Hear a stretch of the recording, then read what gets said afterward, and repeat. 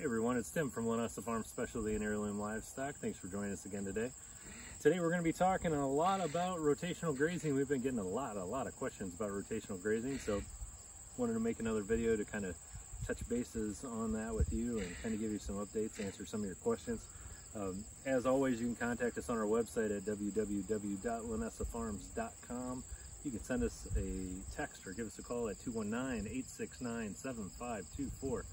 Or you can email us at customerservice@linessafarms.com. So we're out in our pasture today, one of our pastures, and we've got this fenced off. We use Premier electro netting, and some of ours are drive-in posts, some of ours are step-in posts, but regardless, we put our fences in and then we move them as we need to. So a lot of the questions that I've been getting about rotational grazing has been questions about how many animals can I put on a certain size pasture, what size pasture do you use, and a lot of that just is going to depend on you.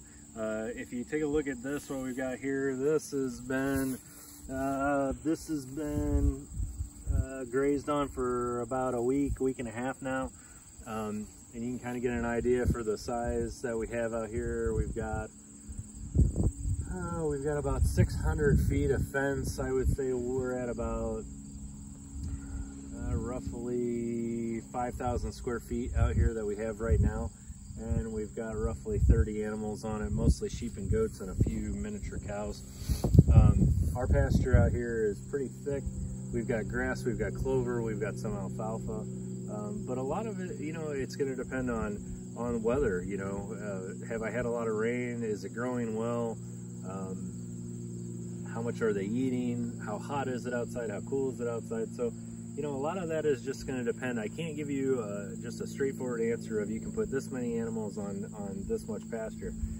The idea behind the rotational grazing, the thing that I really want you to wrap your brain around is that I want you to figure out for your operation how big of an area can you put your animals on and have them eat it down, not to the ground, but to where it's, you know, relatively short but not damaged in a 2-week period.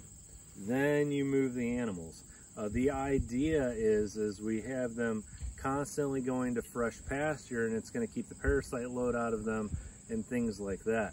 So we'll keep them on this area. This is about what they can do for 2 weeks. If we find that they can go a little bit longer, we may run them a little bit longer. If after a week they've ate it all down, we need to move them, then we move them. So you're just going to have to find what works for you. Again, there is no specific set thing that'll tell you, you know, this is what you do all the time. The animals, obviously, they poop all over this. It kind of gives it some fertilization. They dump, if they were to have a worm load, they would dump the worm load on here. Then we move to another area, and they won't be back on this again for at least, I'm going to tell you, you don't want them back on this area for at least 8 weeks. And that is so any worms that were laid are going to die. The feces that have been dropped has an adequate chance to biodegrade, and the grass has an adequate amount of time to grow back. We want to make sure that we're only grazing on established pasture. So this is established pasture. If they eat, if they're biting, if they're pulling, they're not going to rip it out by the roots and kill it. They're just going to mow it down. A big mistake that a lot of people will make is they'll have a new pasture that they just planted that spring or the previous fall, and the root system is not well established. The animals come in, they start eating on it, and what they're actually doing is they'll rip out the entire plant, roots and all, and then you end up with a dirt plot instead of a pasture that's actually gonna grow well. So we can kind of walk and take a look at our animals here and just give you an idea of what's going on. Again, we charge our fences with a battery powered fence charger that we get from Premier One.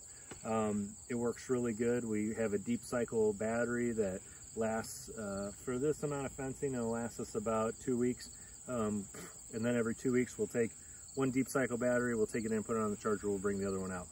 So your input, you're gonna have a little bit of input up front. You're gonna have your charger, you're gonna have your fencing, you're gonna have your batteries, but we really feel that it pays for itself. When we're having a good year and our pasture's super lush and they can't eat it down, I can actually bale some of it. If we're having a bad year, I can utilize all the pasture that I have.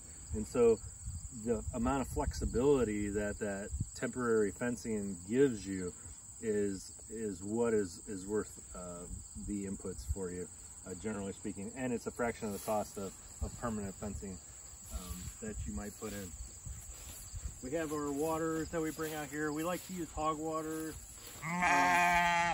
Hog waters, I like them because the bigger animals can drink out of the top, the little animals can drink out of the tray, and obviously we always keep our mineral block right by the water.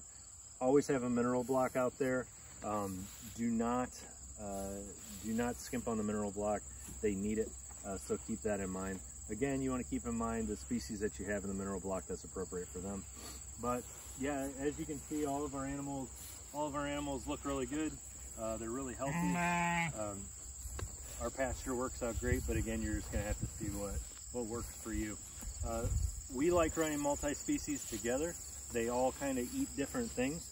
We used to keep them separated out. We used to keep like a sheep separated from our goats.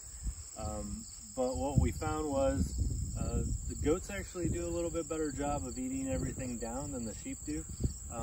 And so when we started to combine them together, we found that they have a much more even way of grazing, and they actually do a better job of taking care of the pasture. So we're here next weekend. We'll be moving down that way. You can kind of see that we've got our next paddock in place and ready to go. And we'll just kind of move down, up and around. The other thing that I wanted to show you that I know I've showed you before and in the past, really quick, you know, the Premier fencing works really good. It's very strong, but you can get a little bit of sag in your corners. And so the thing that we've found that works best for corners, and we talked about this before, but I just wanted to reiterate it, is I take a T-post, I take a piece of PVC, and I put the piece of PVC down and over the T-post, and this allows it so it doesn't ground out, and so I can actually pull a little bit tighter around my corner. So any major angles, any major shifts, just get yourself a 2-inch piece of PVC. It'll slide right over top of your T-post, and man, it works wonders. In my joints where they come together, I'll actually use zip ties to tie them together. It just helps give it a little bit of added strength. But as you can see, the fence, it stays pretty good. It stays upright. These are actually drive-in posts, and these are actually the dual step-in. But yeah, overall, we're really happy with it. So I hope that answered some of your questions. I know a lot of you wanted like a straightforward, like this is what you do, but the reality is everybody's ground's different. Everybody has different numbers of animals. Aim for 2 weeks, see what you get, and go from there. So that's it. We'll have more videos coming to you soon. Thanks for watching. If you are not a subscriber, make sure that you subscribe. And hey, don't forget to give us those thumbs up. We really appreciate it.